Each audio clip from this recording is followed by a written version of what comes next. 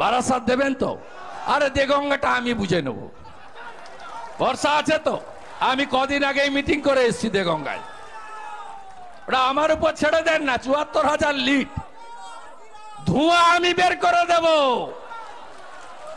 মাকিবুর রহমান আর বাকি যারা আছে, আপনার কাছে মুসলিমরা হলো তেজপাতা, তরকারিতে লাগে কিন্তু খাবো না। আর চোর তৈরি করব, মাকিবুর রহমান, শেখ শাহজাহান, হিঙ্গলগঞ্জের মেহেদি হাসান, এখানেও আছে নালেব মন্ডল না কি নাম, যে কি নাম, নিয়াল আলী মন্ডল, জন মজুরের কাজ করত, ১০০ কোটির মালিক। চোরগুলাকে তাড়াবেন তো? তাড়াবেন তো? আর এখানকার যিনি এমপি প্রার্থী হয়েছেন, আমি এক জায়গায় বলেছিলাম আপনার পিএর নাম বাপি, বাপি যা মাল তুলেছে আপনার নাম করে এবং আপনি ইনভলভ।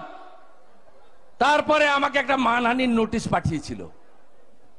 নোটিশ পাঠানোর পরে আমি উনাকে উত্তর দিলাম, আমার লয়ার উত্তর দিল, আপনি রাজভবনের গেটে দাঁড়িয়ে আমার বাপ তুলেছেন।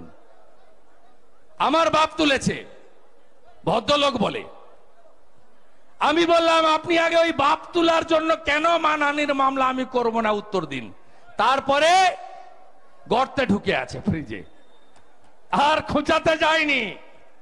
আপনি বেশি বাড়াবাড়ি করবেন না, প্রচার করুন না ইলেকশন কমিশনের নিয়ম মেনে। কাদা ছুঁড়লে আপনার বাপির যা আছে ওই বস্তাটা যদি খুলে দিই, তাহলে কিন্তু আপনার ঘর থেকে বেরিয়ে প্রচার করা মুশকিল হয়ে যাবে। করব তো? বালুর জেলা শূন্য করব তো?